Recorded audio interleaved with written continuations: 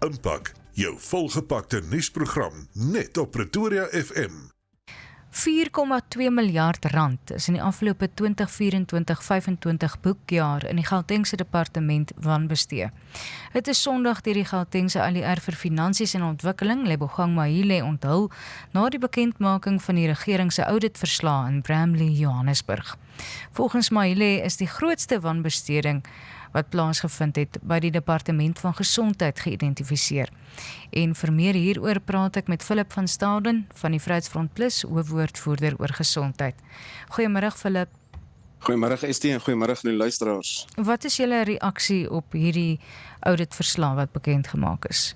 Ja nee, ek sien die ALR het gesê dat gesondheid is, soos wat jy nou genoem het, tans die grootste sondebok weens die nie nakoming van interne beheermaatreëls wat nie in plek was nie.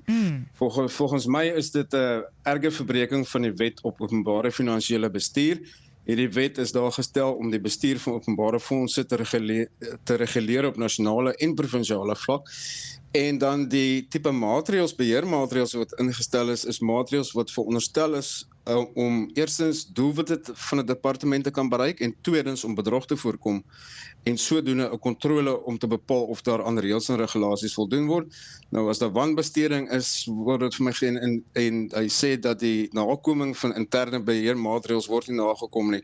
Dan is dat net een ding en dit is 'n verbreeking van die wet op openbare finansiële bestuur wat hier plaasvind. Philip erken dat daar fout is en hy sê daar moet dringend iets gedoen word aan korrupsie. En die ALR is van mening dat digitalisering grootliks die antwoord is op wanbesteding. Wat is jou mening hieroor? Wel, ons moet vir mekaar die vraag vra of ons moet 'n stelling maak om te sê dat digitalisering kan nie die enigste antwoord wees vir korrupsie in die land nie. Daar is wette wat uitgevoer moet word in die eerste plek en in die tweede plek ons intelligensievermoë en mannekrag om hierdie wette te polisieer moet dringend aandag geniet en mense sal behoorlik hiervoor opgelei moet word. Ek is van die mening dat instellings sal versterk moet word om tred te hou met die nuwe tegnologie wat besig is om ons pos te vat. Ek sien nou juist vandag was daar 'n berig in een van die dagblaaie gewees wat die Suid-Afrikaanse Bankrisiko Inligtingseentrum gewaarsku het dat die getal gevalle van digitale bankbedrog tussen 23 en 24 verdubbel en dit het gelei tot finansiële verliese van tussen 1 miljard tot en met 1,4 miljard. Dit sê tog vir ons dat digitalisering kan nie alleen is die probleem wat oplos nie. Maar die vraag wat ons mekaar moet vra is, beskik Suid-Afrika tans oor die nodige ervaring, kennis en intelligensievermoë en mannekrag om hierdie bepaalde wetgewings te polisieer wat veronderstel is om korrupsie te bekamp en daar is 'n magt om wetgewing en ek is van die veronderstelling dat ons beskik nie tans oor daardie vermoë nie. En dit is tans 'n groot probleem. Die ALR, soos ek sê daar is groot probleme en dat daar agter die skerms gewerk word. Waarom kan nou nie 'n bietjie vir 'n slag voor die skerms iemand voor stok gekry is nie? Wie word verantwoordelik gehou, Philip? Ja, nee, op hierdie stadium ek het vir my niemand word verantwoordelik gehou nie. Jy weet, ons sit met politieke hoofde van departemente soos ministers of provinsiale ALR en hulle moet hiervoor verantwoordelik gehou word. Maar op hierdie stadium kom hulle niks oor nie. As daar probleme is in 'n provinsiale departement, dan word die ALR nie sy of haar pos onthef nie, hulle gaan maar net aan. As daar probleme is in 'n nasionale departement, word 'n minister of 'n DG nie onthef van hulle poste nie, hulle gaan net aan hulle poste. So mense wat hulle self aan korrupsie skuldig maak, sal gestraf moet word vir hulle dade. En ek is van die veronderstelling weens die wetteloosheid en wet en orde wat tans in Suid-Afrika ontbreek, kom oortreders weg deur net uit hul ampte of posisies te bedank om vervolging vry te spring en dan word hulle bloot maar net weer by 'n ander departement of 'n ander provinsie aangestel. So dit is 'n groot probleem waarmee ons tans in die land sit. En dan sit ons ook met die probleem van wie trek aan die koste en weens korrupsie. In die eerste plek is die belastingbetaler, die landsburgers, tweedens die mense wat dienslewering moet ontvang en derdens vletjieblassers wat met hulle lewens betaal of geviktimiseer word om stil te bly. En ons het in daardie veld het ons ook 'n groot gebrek aan wetlike veiligheids-, finansiële en sielkundige ondersteuning vir diegene wat korrupsie in die regering en elders bloot lê. En ons het al lelike dinge gesien in Suid-Afrika afspeel. Ons het gesien dat 'n amptenaar wat betrokke was by die Tembisa Hospitaal so 'n paar jaar terug basies vermoor is. omdat sy finansiële wandare openbaar gemaak het.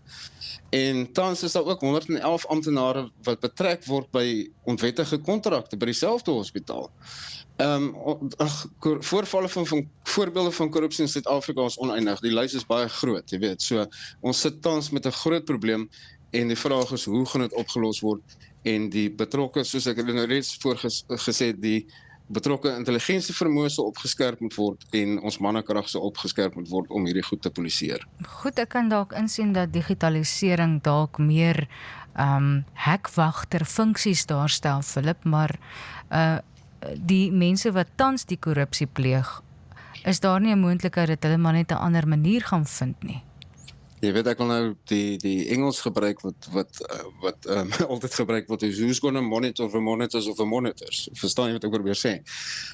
Daar is nog steeds iemand wat die knoppie gaan moet druk op die einde van die dag. So as daardie persone nie goed gepolisieer word en goed oorgewaak gaan word nie, gaan ons maar net voortgaan op dieselfde storie. Digitalisering is nie 'n slegte ding nie, maar soos wat ons nou sien in die banksektor kan dit ook 'n probleem raak. Maar daar's nog steeds, ek het vanoggend verneem, ek het geluister na 'n onderhoud wat die LER op 'n ander radiostasie gehad het vanoggend, wat hy gesê het, maar met digitalisering sal dit korrupsie verminder en daar sal minder mense betrokke wees. Nou, dit mag dalk so wees, maar ons moet onthou, as amptenare korrup is, gaan hulle korrup bly, so daar gaan nog steeds iemand wees wat die stelsels moet hanteer. En daar sal 'n wakende oog gehou moet word oor hierdie persone, om te verseker dat dit wel nie gaan gebeur. Dis maar dat ek sê dat digitalisering gaan nie die enigste antwoord wees vir ons probleem tans nie. Kom ons kyk bietjie na goeie nuus. Die kantoor van die premier, provinsiale wetgewer, provinsiale tesourie, departement van samewerking en tradisionele sake, sowel as departement van die e-regering en departement van ekonomiese ontwikkeling, sowel as die gemeenskapsveiligheid en departement van paai en vervoer, het almal skoon audit uitslae ontvang. Waarom bly gesondheid so kopseer? Gesondheid is nog al die jare 'n baie groot kopseer, nie net op provinsiale vlak nie, maar op nasionale vlak ook. Ek dink die tentakels van korrupsie in die nasionale departement van gesondheid en dan die provinsiale departemente ook is so diep en dit strek so wyd dat dit jare gaan vat om dit heeltemal uit te roei en van ontslae te raak. Ons het gesien selfs dat hoofde van departement, politieke hoofde, as ek 'n voorbeeld kan vat, ons het die Digital Vibe skandaal so 'n paar jaar terug gehad, waar die vorige minister van gesondheid by betrek was. Nou as jou politieke hoofde wat jou veronderstel is om jou leiers te wees, nie die voldoende voorbeeld gaan stel vir jou amptenary nie, gaan jy nie die probleem opgelos kry nie. Daar sal voldoende verantwoordbaarheid gedoen moet word en verantwoordelikheid sal geneem moet word vir sulke dade wat gepleeg word. En op hierdie stadium lyk dit asof dit nie gebeur nie. Departemente wat goed doen word verwelkom, dit is goed.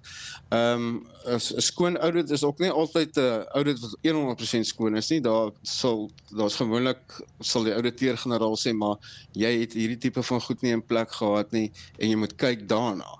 So ek dink die dag as ons kom verby daardie hekking ook kan kom, wat ons kan sê, goed, 'n audit is nou heeltemal skoon sonder enige voorbehoude, dan dink ek ons is op die regte pad, maar daar is nog baie werk om te doen aan al hierdie departemente, nasionaal en provinsiaal, om te verseker dat ons wel by daardie hekkie kom eendag. Baie dankie Philip, dit is Philip van Staden van die Vryheidsfront Plus, hy is die hoofwoordvoerder oor gesondheid.